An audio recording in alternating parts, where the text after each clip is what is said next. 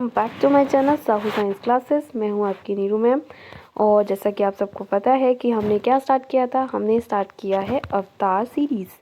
हमने केमिस्ट्री की अवतार सीरीज़ स्टार्ट करी है, जिसमें हम लास्ट वीडियो में ये डिस्कस कर चुके हैं कि आपका जो कोर्स है वो क्या है, क्या हट चुका है, प्लस आपके जो चैप्टर्स हैं वो कितने कितने मार्क्स के आने वाले हैं। ये सब हमने लास्ट वीडियो में डिस्कस कर लिया है। इसके अलावा मेरे चैनल पर चैप्टर्स की वीडियोस पड़े हुए हैं। उन चैप्टर की वीडियोस भी मैंने लास्ट जो आपका ये अवतार की सीरीज़ का वीडियो था उसके मैंने आई बटन पे दे दिए थे। अब भी मैं इसमें आगे पढ़ाती जाऊंगी और आई बटन पर आपको चैप्टर्स की लिंक देती जाऊंगी। आप वहां से आई बटन से जो लिंक्स हैं उन्हें चेक कर सकते हैं। आई बटन यहाँ आपको ऊपर की तरफ आई बटन मिलेगा वीडियोस में, जहाँ आपको लिंक मिल जाएंगे, तो आप वहाँ से चैप्टर की वीडियोस की लिंक देख सकते हैं और चैप्टर्स पढ़ सकते हैं। ठीक है, तो स्टार्ट करते हैं आज की वीडियो। तो आज हम जो पढ़ने वाले हैं वो हम करने वाले हैं लेसन नंबर 1, जो कि है आपका सॉलिड स्टेट, या जिसको आप बोलते हैं ठोस अवस्था। तो आज हम ठोस अवस्था चैप्टर स्टार्ट करने वाले हैं। थ्योरी पढ़ने के लिए आप मेरी वीडियोस देख सकते हैं। वीडियोस का, इस चैप्टर की वीडियोस का जो लिंक है वो आपको ऊपर आई बटन पर मिल जाएगा। यहाँ से आप चेक कर सकते हैं और चैप्टर की जो थ्योरी है उसको आप पढ़ सकते हैं। इसमें मैं अवतार सीरीज़ करा रही हूँ, तो इसलिए मैंने अवतार में से आज मल्टीपल चॉइस लिए हैं लेसन नंबर 1 के। और आपका जो लेसन नंबर 1 है वो है आपका सॉलिड स्टेट, या जिसको आप बोलते हैं ठोस अवस्था। ठीक है, तो स्टार्ट करते हैं। स्टार्ट करने के लिए सबसे पहले आपको क्या करना है, चैनल को क्या करना है, सब्सक्राइब करना है। सब्सक्राइब करने के बाद नीचे जो बेल आएगी उस बेल को प्रेस कर देना है, ताकि आगे आने वाली वीडियोस के नोटिफिकेशन आपको मिल जाए। और वीडियो को लाइक करना है और फ्रेंड्स के साथ शेयर करना है। ओके, स्टार्ट करते हैं। पहला क्वेश्चन है, एक क्रिस्टलीय ठोस में होती है। चीज़ों को ध्यान से समझने की कोशिश कीजिएगा, चीज़ें अपने आप क्लियर होती जाएंगी। सबसे पहली चीज़ कि जो ठोस होते हैं वो दो प्रकार के होते हैं। एक तो होते हैं क्रिस्टलीय और दूसरे होते हैं अक्रिस्टलीय। कितने प्रकार के होते हैं? दो प्रकार के। कौन कौन से? क्रिस्टलीय और अक्रिस्टलीय। तो हम एक साथ दो दो तीन तीन क्वेश्चन सॉल्व करते जाएंगे, जो आपको समझ में आता जाएगा। तो सबसे पहली चीज़ इसने बोला कि क्रिस्टलीय ठोसों में होती है। तो जो क्रिस्टलीय ठोस होते हैं ना, उनके अंदर जो उनका अरेंजमेंट होता है, जो उनकी व्यवस्था होती है, वो नियमित और निश्चित होती है। कैसी होती है? नियमित होती है और निश्चित होती है। मतलब वो जो व्यवस्था होती है वो ऐसी होती है, ठीक है, जिसके अंदर बीच में गैप्स जो होते हैं वो बहुत कम होते हैं। और ये जो व्यवस्था होती है वो निश्चित है। मतलब ये व्यवस्था ऐसी है जो चेंज ही नहीं होगी, जो कॉन्टिन्यूसली चलती जाएगी। इसको हम बोलते हैं निश्चित व्यवस्था। और ये व्यवस्था क्रिस्टलीय ठोसों में पाई जाती है। और अक्रिस्टलीय ठोसों की जो व्यवस्था होती है वो ऐसी होती है, जिसमें कोई कहाँ पे लगा है कुछ नहीं पता। ये अक्रिस्टलीय ठोसों की व्यवस्था है और ये क्रिस्टलीय ठोसों की व्यवस्था है। तो जब क्रिस्टलीय ठोसों की व्यवस्था ऐसी है तो इनकी जो दूरी होगी वो कहाँ तक जाएगी? वो लंबी दूरी तक जाएगी। ये कैसी दूरी तय कर सकते हैं? ये लंबी दूरी तय कर सकते हैं। और ये छोटी दूरी तय करेंगे क्योंकि ये बहुत जल्दी टूट जाएंगे, बहुत जल्दी गिर जाएंगे। जबकि ये, क्योंकि इनकी व्यवस्था रेगुलर है, इनकी व्यवस्था नियमित है, निश्चित है, इसलिए बहुत लंबी दूरी भी तय कर सकते हैं। तो इसलिए क्रिस्टलीय ठोसों में जो कोटि होती है वो कैसी होती है? दीर्घ परास कोटि। कैसी होती है? दीर्घ परास कोटि। लघु नहीं होती क्योंकि इनकी व्यवस्था निश्चित होती है। अनिश्चित व्यवस्था बिल्कुल भी नहीं, क्योंकि इनकी व्यवस्था कैसी होती है? निश्चित होती है। और उपरोक्त में से कोई भी नहीं, ऐसा भी नहीं। तो आंसर कौन सा है आपका? फर्स्ट, जो कि आपका दीर्घ परास कोटि। तो एक क्वेश्चन से आपको दो तरीके के प्रॉब्लम सॉल्व हो गए। पहली चीज कि क्रिस्टलीय ठोसों में क्या होती है? दीर्घ परास कोटि होती है। और अक्रिस्टलीय ठोसों में व्यवस्था कैसी होती है? अनिश्चित व्यवस्था होती है। प्लस क्रिस्टलीय ठोसों में व्यवस्था कैसी होती है? निश्चित होती है और नियमित व्यवस्था होती है। ठीक है, फर्स्ट क्वेश्चन। सेकंड क्वेश्चन है आपका ग्रेफाइट क्या है? ठीक है, इसका आंसर आप मुझे खुद बताएंगे। आप सबको पता है कि ग्रेफाइट क्या होता है? कार्बन का अपर रूप होता है। कार्बन के कितने अपर रूप पाए जाते हैं? कार्बन के 3 अपर रूप पाए जाते हैं। कौन कौन सा? पहला होता है हीरा, दूसरा होता है ग्रेफाइट और तीसरा होता है फुलेरीन। क्या होता है? फुलेरीन। ठीक है, तीसरा होता है फुलेरीन। ठीक है, ये तीनों क्या हैं? कार्बन के अपर रूप हैं। अब एक बात बताइए, कार्बन क्या होता है? कार्बन जो होता है उसके अंदर कैसे बंध पाए जाते हैं? उसके अंदर सह संयोजी बंध पाए जाते हैं। कैसे बंध पाए जाते हैं? सह संयोजी बंध पाए जाते हैं। Single bond, double bond, triple bond, यही तो पाए जाते हैं कार्बन कार्बन के अंदर। तो जब कार्बन में सह संयोजी बंध पाए जाते हैं तो कार्बन का अपर रूप ग्रेफाइट, ये कैसा ठोस होगा? सह संयोजी ठोस। कैसा ठोस है? सह संयोजी ठोस, क्योंकि ये आपस में क्या बनाने का काम करता है? ये सह संयोजक बंध बनाने का काम करता है। आंसर देखिए, ग्रेफाइट ठोस जो है वो सहसंयोजी ठोस है, क्योंकि इसके अवयवी कणों के मध्य क्या पाए जाते हैं? सहसंयोजक बंद। ठीक है, ये अत्यधिक कठोर होता है और भंगुर होता है। तो इस तरीके से आपके 2 क्वेश्चन सॉल्व होते हैं। पहला क्वेश्चन कि क्रिस्टलीय ठोस कैसे होता है, दीर्घ परासकोटि वाले, और ग्रेफाइट क्या है, सहसंयोजी ठोस। ओके, आगे बढ़ते हैं। आगे आपका थर्ड क्वेश्चन है, इसको भी आपको खुद ही करना है। क्वेश्चन है पोटेशियम सल्फेट क्या है, तो K2SO4 पोटेशियम सल्फेट कैसा ठोस है, आयनिक ठोस है, सहसंयोजी ठोस है, धात्विक ठोस है, आणविक ठोस है। अब अगर आप थोड़ा सा दिमाग लगाने की कोशिश करें तो आपको समझ आएगा कि पोटेशियम जो है वो धातु है, इसके ऊपर पॉजिटिव का चार्ज आता है। ठीक है, +2 का चार्ज आएगा, और SO4 जो है वो नेगेटिव का चार्ज कंटेन करती है। तो अब जब पॉजिटिव और नेगेटिव की बात हो रही है तो फिर हम कौन से ठोस की बात कर रहे हैं, हम आयनिक ठोस की बात कर रहे हैं। जब आयंस पाए जा रहे हैं तो कौन सा ठोस होगा, आयनिक ठोस होगा। तो ये क्या बोल रहा है कि पोटेशियम सल्फेट एक आयनिक ठोस है, क्योंकि इसके अवयवी कणों के मध्य धनायन व ऋणायन के मध्य क्या पाया जा रहा है, स्थिर विद्युत आकर्षण बल। ठीक है, आगे बढ़ते हैं। नेक्स्ट है सोडियम क्लोराइड क्रिस्टल की संरचना। ये बहुत अच्छा क्वेश्चन है। ठीक है, और इसकी संरचना कैसी होती है, इसके लिए हम डायग्राम पढ़ते हैं, क्योंकि सोडियम क्लोराइड की क्रिस्टल की संरचना भी एग्जाम्स में आ जाती है, तो इसलिए आपको इसकी संरचना पता होनी चाहिए। तो मैंने यहाँ ये डायग्राम दिया है एज यू कैन सी, और उसके बाद आप खुद पता करेंगे कि सोडियम और क्लोराइड की जो संरचना है वो कैसी है। देखिए यहाँ ब्लू डॉटेड से क्या है, क्लोरीन और क्लोराइड आयन है, और सोडियम आयन जो है वो रेड डॉट से हैं। तो आपको दिखाई दे रहे हैं कि क्लोराइड आयन जो है वो किनारों पर है। कहाँ पर है, किनारों पर है और फलक पर है। कहाँ पर है, किनारों पर और फलक पर। ये दिखाई दे रहे हैं आपको, ये ब्लू डॉटेड है, ये कहाँ पर है, किनारों पर। ठीक है, किनारे पर, ये किनारा, और ये भी, ये फलक, ये किनारा, ये भी किनारा, और ये भी किनारा। तो क्लोराइड आयन कहाँ कहाँ पे पाए जाते हैं, तो क्लोराइड आयन जो पाए जाते हैं वो पाए जाते हैं किनारों पर। ठीक है, कोनों पर और फलक पर। ठीक है, इसके बाद जब हम बात करते हैं सोडियम आयन की, तो सोडियम आयन आपको कहाँ दिखाई दे रहे हैं, सोडियम आयन आपको दिखाई दे रहे हैं यहाँ पर। ये कहाँ दिखाई दे रहे हैं, यहाँ पर। ठीक है, तो अब इसको जरा ध्यान से देखिए, इसने आंसर क्या दिया है।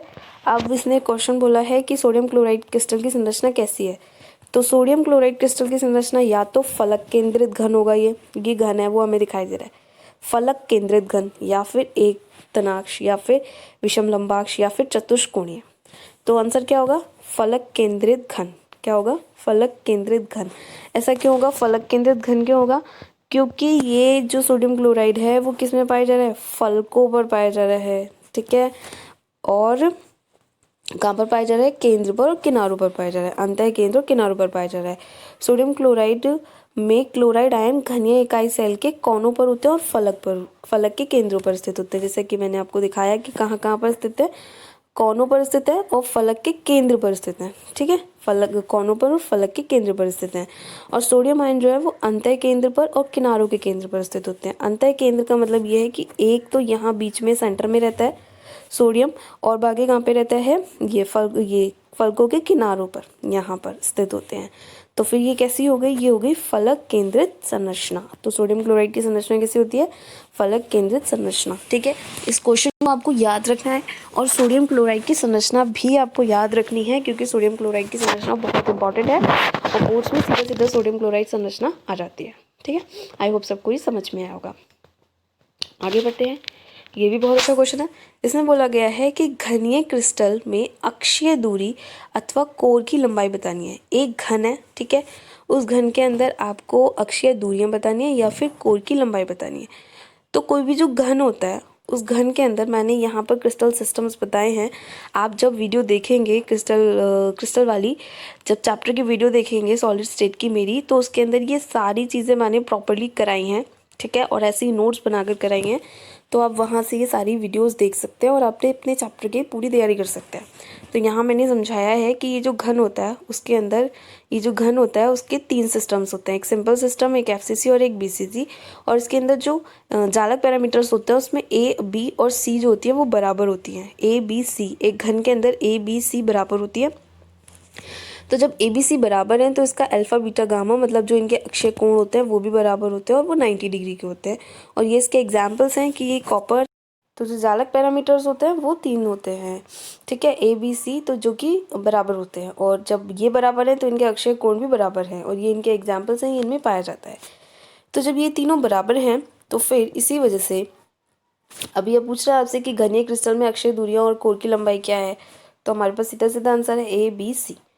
क्यों? क्योंकि इसके अंदर तीनों अक्षय दूरियां जो होती हैं वो समान होती हैं और एक दूसरे के लंबवत होती हैं और प्रत्येक अक्षय को 90 डिग्री का होता है। तो आंसर क्या हो गया? A is equals to B is equals to C. तो आई होप सबको ये आंसर क्लियर हुआ होगा। ऐसे ही मैंने और भी क्रिस्टल सिस्टम्स बता रखे हैं, आप चेक कर सकते हैं वीडियोज़ के अंदर। ठीक है, इसके बाद हमारा जो नेक्स्ट क्वेश्चन आता है वो है ये, बहुत अच्छा क्वेश्चन है। और आपको बोला गया है कि FCC एकक सेल के कोर की लंबाई ए और उसके परमाणु त्रिज्या आर में क्या रिलेशन होता है। आपको इसके अंदर ए और आर का रिलेशन बताना है। किसका रिलेशन बताना है? ए और आर का रिलेशन बताना है। मैंने सारे रिलेशन अपनी वीडियोस में तैयार करवाए हैं और उनको समझाया भी है। यहाँ मैंने शॉर्ट में ये दे दिया है।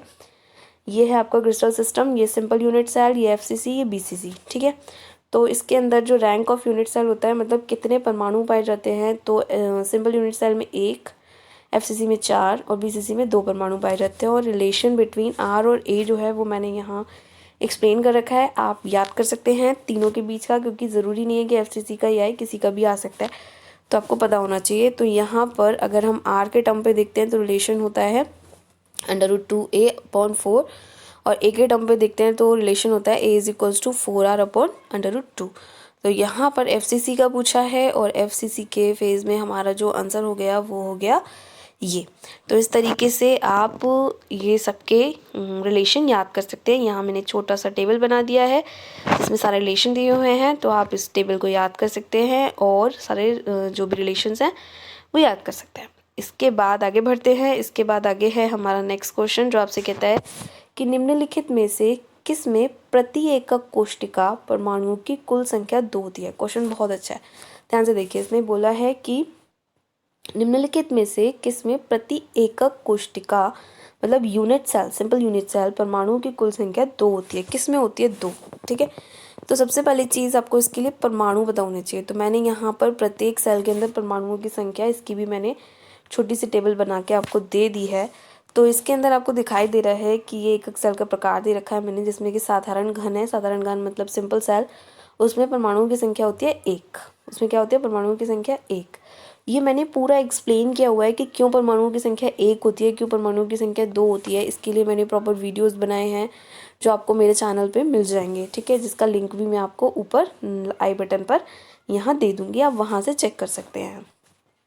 इसके बाद FCC इसके अंदर होती है 2, BCC इसमें होती है 4, अंतः केंद्रित इसके अंदर होती है 2। तो इस तरीके से आपको पता चल गया कि किसके अंदर होती है 2 परमाणुओं की संख्या, किसमें होती है 4, किसमें होती है 1। तब आपके पास सीधा सीधा आपको आंसर देना है। तो यहाँ पर ऑप्शन चेक कीजिए।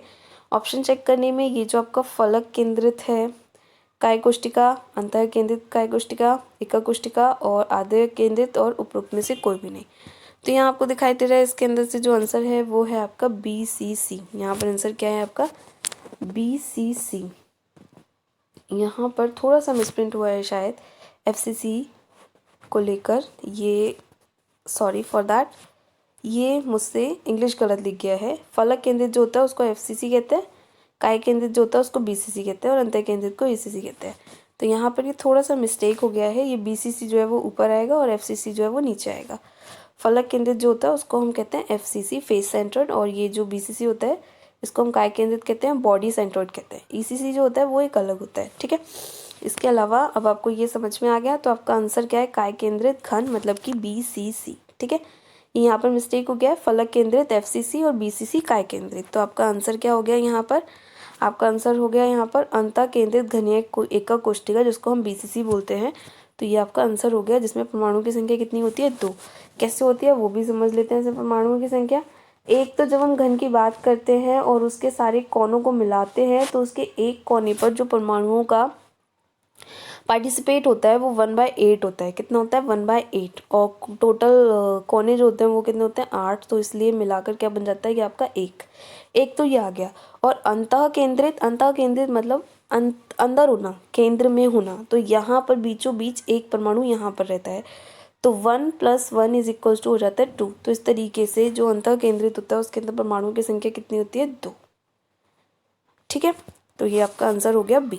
इसके बाद नेक्स्ट क्वेश्चन पे चलते हैं, ये आपकी पूरी टेबल है। इसके बाद नेक्स्ट क्वेश्चन पे चलते हैं। नेक्स्ट क्वेश्चन बहुत अच्छा है और आप खुद ध्यान से देखिए। एक घन या ठोस दो तत्व ए और बी से मिलकर बना है। किससे मिलकर बना है? ए से और बी से। घन के कोनों में ए परमाणु, घन के कोनों पर क्या है? ए परमाणु, और उसके बीच में अंतः केंद्र में क्या है? बी परमाणु। तो इस यौगिक का सूत्र क्या होगा? सिंपल सी बात है, जब घन के कोनों पर क्या है, कोनों को मिला दिया गया तो ए बना है और बीच में क्या है? बी। तो फिर परमाणु का सूत्र क्या हो जाएगा? A B. परमाणु का सूत्र क्या हो जाएगा? A B. सिंपल सी बात है, क्योंकि कोने क्या होते हैं? कोने होते हैं 8, और एक कोने पर परमाणुओं का जो पार्टिसिपेशन होता है वो होता है 1/8। तो ये हो गया आपका एक परमाणु और निकल कर आया एक, और बीचों बीच में एक रखा हुआ है, तो फिर फॉर्मूला क्या बन गया? A B. और क्रिस्टल कैसा हो गया? क्रिस्टल हो गया BCC, बॉडी सेंटर्ड। इसके बाद हम बात करते हैं नेक्स्ट क्वेश्चन है आपका कि धातु न्यूनता दोष वाला क्रिस्टल क्या है? ये आपको याद भी करने हैं, बहुत अच्छा क्वेश्चन है। धातु न्यूनता दोष वाला जो क्रिस्टल होते हैं वो होते हैं ये आपके FeO और FeS, मतलब जो आयरन वाले कंपाउंड्स होते हैं वो धातु न्यूनता दोष प्रदर्शित करते हैं, क्योंकि इनके अंदर ऑक्सीकरण संख्याएं जो होती हैं वो चेंज होती रहती है, ठीक है, इसलिए। इसके बाद आता है फ्रैंकल और शॉर्टकी दोष किस में पाया जाता है? ये बहुत अच्छा क्वेश्चन है, क्योंकि ये आपको बहुत बताएंगे। तो ये आपका AgBr है। Ag वाले जितने भी क्रिस्टल्स हैं उनके अंदर दोनों प्रकार के दोष पाए जाते हैं, फ्रैंकल और शॉर्टकी। इसके बाद आता है शॉर्टकी दोष पाया जाता है। तो शॉर्टकी दोष अभी आपने ऊपर भी देखा, AgBr में पाया जाता है, ठीक है। इसके बाद NaCl में, KCl में, KBr, ये इनमें पाया जाता है, ठीक है। तो शॉर्टकी दोष इन सब में पाया जाता है। तो इस तरीके से आपके ये सारे मल्टीपल चॉइस जो थे फर्स्ट चैप्टर के क्रिस्टलीय ठोस के, वो मैंने सॉलिड स्टेट के, वो मैंने ख़त्म करा दिए हैं आज। नेक्स्ट वीडियो में हम इसके शॉर्ट क्वेश्चन आंसर्स ख़त्म करेंगे और आगे के वीडियोस में इसके आगे के क्वेश्चंस ख़त्म करेंगे। इसके अलावा मैंने बोला था कि मैं रिएक्शन स्टार्ट करवाऊंगी। यस, मैं बहुत जल्दी रिएक्शंस भी स्टार्ट करने वाली हूँ, डोंट वरी। तो आपकी रिएक्शंस भी बहुत जल्दी कंप्लीट हो जाएंगी। बस उसके लिए आपको क्या करना है? उसके लिए आपको चैनल को करना है सब्सक्राइब, ठीक है। चैनल को करना है सब्सक्राइब और अपने फ्रेंड्स के साथ करना है शेयर, ताकि लोग ज़्यादा से ज़्यादा जुड़ सकें और ज़्यादा से ज़्यादा पढ़ सकें, और मैं भी आपको ज़्यादा से ज़्यादा काम करा सकूं, क्योंकि आप ज़्यादा से ज़्यादा मुझे मोटिवेट करेंगे तो फिर मैं भी मोटिवेट होंगी आपके लिए वीडियोस बनाने के लिए। तो आई होप सबको आज की वीडियो पसंद आई होगी। आप वीडियो को लाइक कीजिए, कमेंट करके बताइए, अपने फ्रेंड्स के साथ शेयर कीजिए और ज़्यादा से ज़्यादा जुड़िए, पढ़िए। मिलते हैं नेक्स्ट वीडियो में। Till then, good bye.